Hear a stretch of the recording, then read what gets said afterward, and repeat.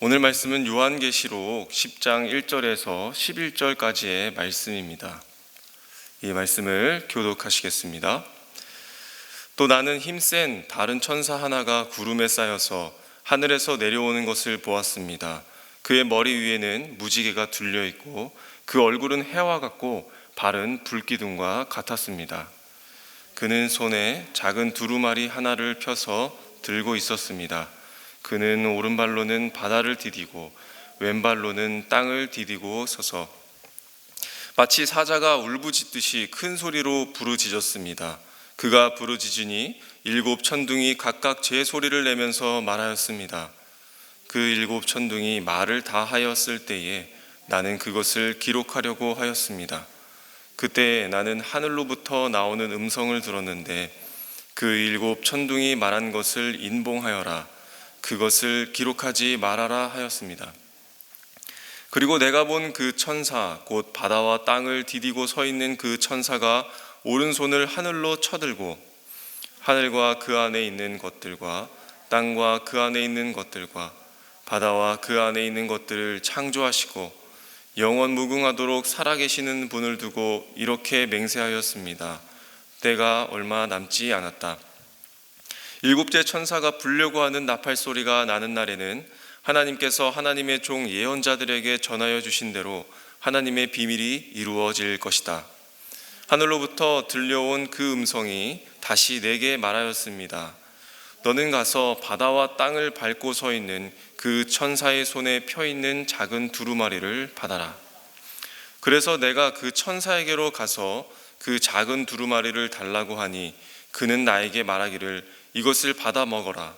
이것은 너의 배에는 쓰겠지만 너의 입에는 꿀같이 달 것이다 하였습니다.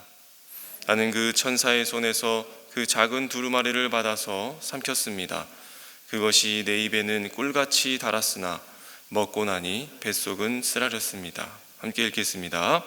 그때 너는 여러 백성과 민족과 언어와 왕들에 관해서 다시 예언을 하여야 한다 하는 음성이 내게 들려왔습니다. 아멘.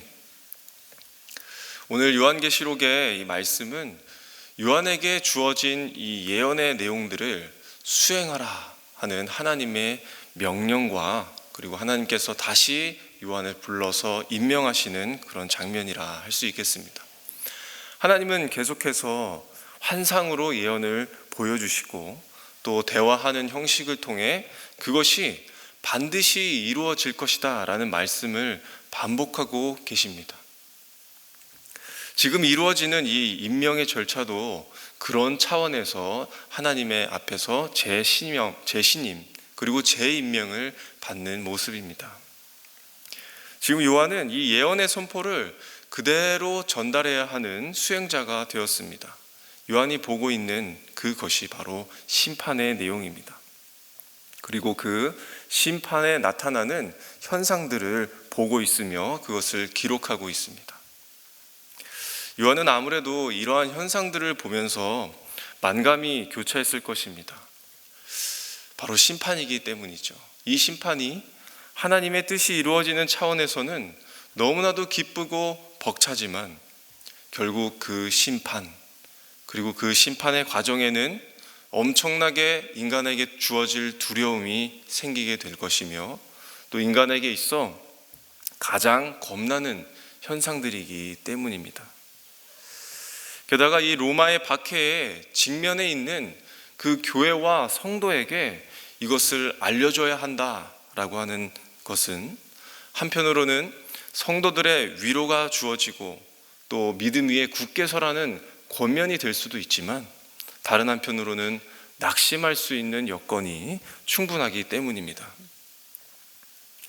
요한은 지금 이 상황에서 예수를 믿는 자들이 살아가면서 필요한 것 바로 인내를 요구하고 있습니다. 왜냐하면 고난은 반드시 겪게 될 것이며 과거와 현재 그리고 미래에 항상 존재하기 때문입니다. 이 고난은 믿음에서 부딪히는 수많은 종류의 것이고 이전에도 있었고 장차 있을 그런 고난으로 우리가 볼 수 있다는 것입니다. 오늘 10장에서는 아주 힘센 천사가 등장합니다. 계시록에는 많은 천사가 등장하는데, 그리고 또 5절에서도 그 힘센 천사가 등장한 적이 있습니다. 그렇지만 이 10장에서는 더 이 천사에 대해서 상세하게 설명하면서 그 천사와는 조금 더 다른 존재라는 것을 구분합니다. 오늘 10장의 천사를 그 묘사한 표현들을 보면 구름을 입었다, 그리고 머리 위에 무지개가 있고 얼굴은 해 같고 발은 발기둥 같다라고 기록합니다. 그냥 힘이 센 그런 천사로 느껴지는 것이 아니라 그가 가지고 있는 위엄 그리고 장엄함이 느껴지는 천사입니다. 우리가 좀 상상력을 발휘해서 그 천사의 크기를 어느 정도로 가늠해 볼 수 있는 것일까요? 구름을 입을 정도의 신장, 그리고 무지개를 두를 정도의 머리의 크기, 그리고 해만큼이나 큰 얼굴.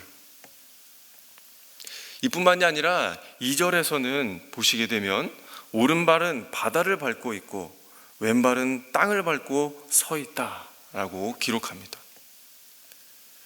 그래서 어림잡아도 그 한 걸음의 보폭이 바다의 육지를 딛고 설 정도이고 바다와 육지를 딛고 설 정도라, 이렇게 얘기하고 있는 것입니다. 그래서 이것을 우리가 예를 들어서 좀 더 이야기해 보자면, 한 발은 서울에 있고 한 발은 그 동해바다에 있는 정도의 정말 거대한 천사라는 것입니다. 요한에게 이 힘센 천사를 보여주는 것은 무엇 때문일까요? 그리고 무엇을 의미하는 것일까요? 그것은 바로 신적인 권위 그리고 통치권을 이야기합니다. 보통 성경에서 어떤 것을 밟고 서 있다라는 것은 지배 그리고 통제하는 의미를 담습니다. 예를 들어서 구약 사무엘상에 보시면 다윗과 골리앗의 이 싸움의 이야기가 나옵니다. 그리고 다윗이 골리앗을 쓰러뜨리고 나서 기록한 것을 보되 이렇게 기록되어 있습니다. 그를 밟고 서서 칼로 죽였다. 무엇이겠습니까? 이처럼 밟고 섰다라는 것은 정복했다, 이겼다, 그리고 자기의 통치권에 귀속되어 있다라는 것을 아주 잘 보여주는 예입니다. 구름이나 그리고 무지개 그리고 불기둥 같은 이런 단어들도 이러한 신적 위험을 수식할 때에 주로 많이 사용되었습니다. 실제로도 하나님께서 이러한 모습들로 나타나신 적이 있으셨죠. 예로 들자면 성전을 봉헌했을 때나 그리고 모세를 구름의 산속에서 만났을 때에 하나님께서는 구름으로 나타나셨습니다. 그리고 홍수 심판 이후에는 언약을 말씀하시면서 무지개를 가지고 그 존재를 나타내셨습니다. 불기둥도 그렇습니다. 애굽에게 쫓기는 때에 하나님이 그 불기둥으로 막아주시고 또 그 광야에서에는 밤에 춥지 않도록 지켜주시는 모습을 보여주셨습니다. 이러한 단어들이 이 천사에게 붙여졌다라는 것은 그만큼 이 천사가 엄청난 존재라는 것을 나타내고 싶은 것이기 때문일 겁니다. 그런데 오늘 성경 말씀에 보면 그 상상 이상의 존재인 이 천사의 손에 들려진 것이 있다라고 말합니다. 그것을 바로 작은 두루마리라고 이야기합니다. 이 두루마리 역시 5장에서도 기록되고 있었는데 그 5장에서는 큰 두루마리라고 이렇게 이야기합니다. 5장에 있는 큰 두루마리와 이 10장에 있는 작은 두루마리를 비교했을 때 보면은 굉장히 협소하게 느껴지기도 합니다. 그리고 그 큰 두루마리는 하나님께서 가지고 계셨지만 이 작은 두루마리는 천사가 가지고 있다는 점에서 차이가 있습니다. 하지만 말씀드렸다시피 이 신적인 위엄을 가진 천사가 들고 있다라는 점을 감안해 본다면 이 두루마리 역시 5장에 들려진 큰 두루마리와 차이 없이 동일하다라는 판단을 해볼 수 있습니다. 그 두루마리의 크기가 작다고 해서 그 심판의 내용이나 또 구원을 향한 그 하나님의 계획이 축소되거나 약하거나 보잘것없는 것이 아니라는 점입니다.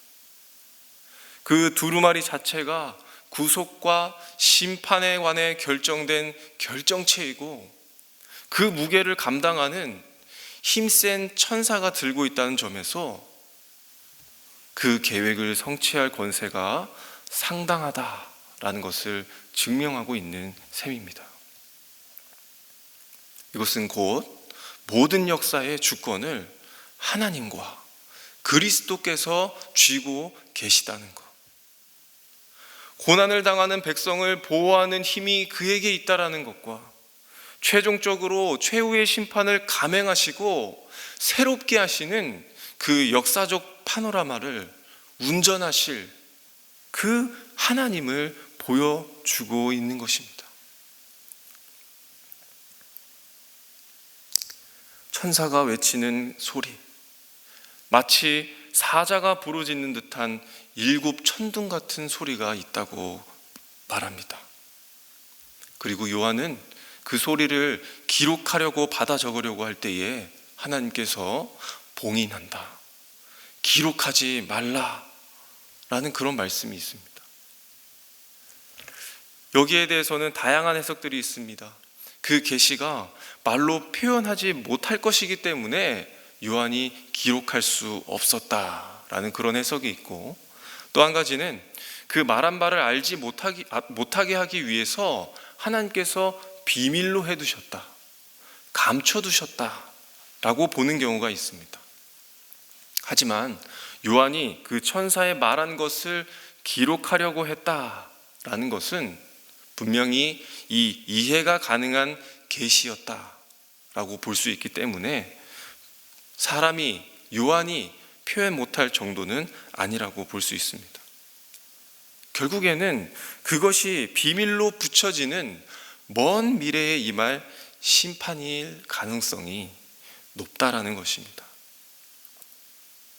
그리고 그 천사가 맹세하기를 때가 얼마 남지 않았다라고 말함으로써 비록 그 내용, 어떤 내용으로 심판이 임할지는 알 수 없고, 또 해석에 있어서는 여러 가지로 우리가 생각을 해볼 수 있지만 가장 중요한 것은 무엇이겠습니까? 모든 것을 다 알 수 없다는 것입니다. 하나님께서 다 말씀하시지 않는 것에 대해서는 사람이 결코 알 수 없다는 것이죠. 그 크고 위대하신 하나님의 모습을 인간이 다 담기에는 역부족하고 이해할 수 없다는 것입니다. 그것이 너무나도 당연합니다. 다만 우리가 알아야 할 것은 성경에 충분히 기록되어 있다고 믿고 그것을 받아들이는 일뿐입니다. 7절의 말씀처럼 일곱째 천사의 나팔 소리가 들리는 날에 하나님의 비밀이 이루어진다 라는 것을 알게 되었습니다. 사실 우리는 이 사실만으로도 알기에 충분하다고 보여지는 것이죠. 우리가 종말이 언제 오느냐, 또 마지막 심판이 과연 어떻게 임하게 되느냐, 그 현상에 주목하기보다는 하나님의 말씀은 반드시 이루어진다, 그것을 믿으며, 또한 그 날과 그 시에 대해서는 여전히 알 수 없지만 강도가 들이닥치듯이 재림이 이루어질 것이라고 말씀하신 의도대로 오늘이 종말인 것과 같은 자세로 살아야 되는 것입니다. 하나님 자신의 목적을 완성하시고 끝이라고 결정하셨을 때 비로소 이 역사는 종료되고 더 이상 지체되지 않는 것입니다. 성경은 그런 삶의 자세를 우리에게 요구하고 있습니다. 7절 말씀에 기록된 그 비밀은 무엇입니까? 그것은 복음과 전혀 다른 비밀이 아닙니다. 하나님께서 하시는 가장 비밀스럽고 크고 놀라운 일이 바로 우리에게 계시하신 복음입니다. 그 복음은 영원전부터 지금까지 앞으로도 전혀 예상하지 못한 방식으로 신비롭게 이루어 가시고 또 이루실 것을 선포하고 계신 것입니다. 하나님이 요한에게 다시 말씀합니다. 8절에 너는 가서 그 천사의 손에 펴있는 작은 두루마리를 받아라. 그리고 명령을 따라 천사에게 달라고 이야기합니다.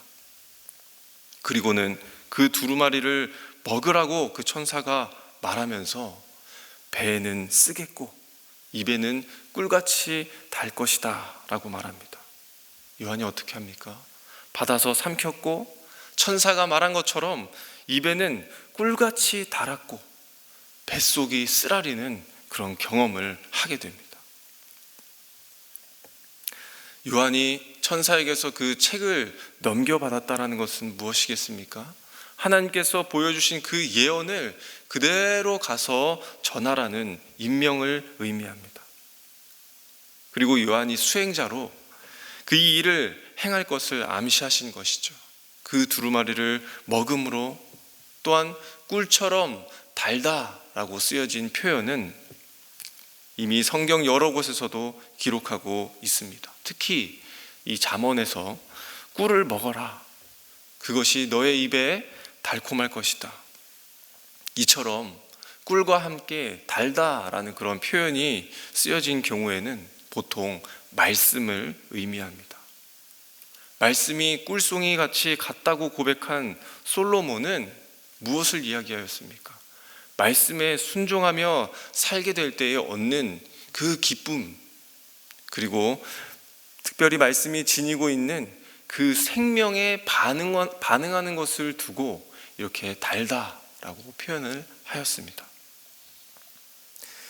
이와 같이 그 말씀의 능력이 그러하기에 그가 받은 그 말씀이 비록 심판의 메시지라고는 할지라도 하나님을 기다리는 자들에게는 그 말씀이 더욱 충성할 수 있게 하는 힘이요 또 인내할 수 있게 하는 큰 격려가 되기 때문에 그 두루마리가 달다라고 말씀한 것입니다. 그렇다면 쓰다라고 하는 것은 무엇이겠습니까? 사람이 이 복음을 받아들인 다음에는 그 삶이 너무너무 기쁩니다. 그런데 그 말씀대로 살려고 하면 할수록 여러 가지 어려움에 부딪히는 그 아픔이 있습니다. 그것이 핍박이 될 수도 있고 또 믿음에서 부딪히는 생활의 어려움이 될 수 있습니다. 그런데 그것이 기쁨과 함께 온다는 것이죠. 성도님들, 복음에는 기쁨과 아픔과 수고가 함께 오지만 진정한 아픔은 무엇이겠습니까? 내가 알고 있는 이 복음을 받지 않는 사람들에 대한 안타까움일 것입니다. 복음에는 인생의 유익한 달콤함도 있지만 이런 종류의 아픔도 있다는 것입니다. 그리고 오늘 기록된 이 계시의 말씀처럼 7째 나팔이 불면 모든 것이 끝납니다. 사실 모든 것이 끝나는 마당에 누구에게 무엇을 전하는 것이 무슨 소용이 있겠습니까? 그런데 하나님은 요한에게 말씀합니다. 누구에게 어디로 가서 예언을 하라고 말씀하십니까? 11절 말씀에 많은 백성과 나라와 민족과 왕들에게 예언하라 라고 말합니다. 하나님은 전하라 말씀하신 것이죠.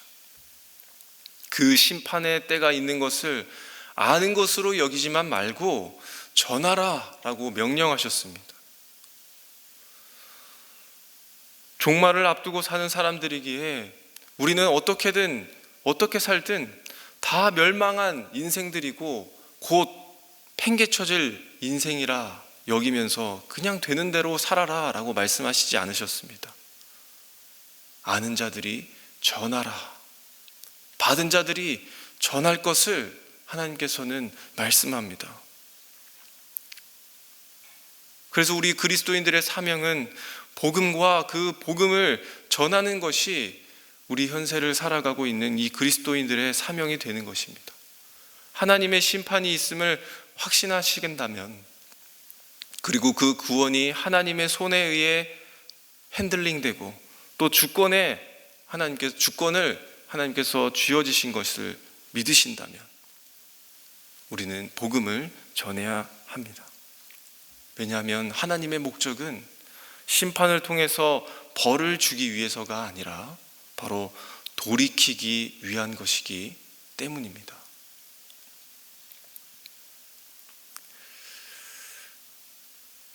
우리는 계시를 전부 이해할 수 없는 그런 연약한 존재이기는 하지만 하나님께서는 말씀을 알도록 깨닫는 그런 지혜를 우리에게 주셨습니다. 그 안에서 말씀이 주는 유익함과 달콤함이 있기를 바랍니다. 말씀을 듣고 새기고 그래서 익숙해질 때에 남이 알지 못하는 그 즐거움이 말씀 안에 있다는 것을 기억하시기를 바랍니다. 내가 갖는 이 복음의 즐거움을 내 이웃과 사람들에게 전하여서 나누고 함께 그 심판의 때를 확신하며 끝까지 믿음의 경주를 치루어내시는 생명의 성도님들이 되시기를 간절히 소망합니다. 우리 함께 이 시간 기도하실 때에 주님, 지금을 살아가는 나에게 삶에 있어 가장 즐겁고 중요한 것을 알게 하여 주셔서 감사를 드립니다. 하나님의 주권을 알고 또 나의 연약함을 하나님 깨닫게 하심으로 나로서는 할 수 없고 하나님으로 할 수 있는 그 권세를 이 시간 찬양하게 하여 주시옵소서.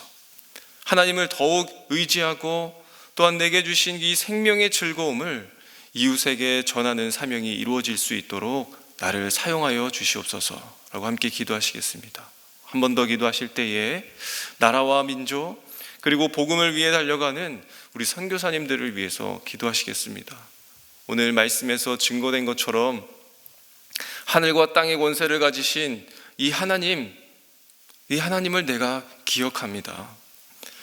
또한 마태복음의 말씀과 같이 하늘과 땅의 모든 권세를 주심으로 모든 민족을 제자로 삼고 아버지와 아들과 성령의 이름으로 세례를 주라고 하신 그 지상 명령이 이 선교사님들을 통해 이루어가 주시며 또한 제사장 나라가 되게 하시며 거룩한 백성이 되는 그 돌이킴의 역사, 회복의 역사가 일어나게 해주시기를 우리 함께 기도하시겠습니다.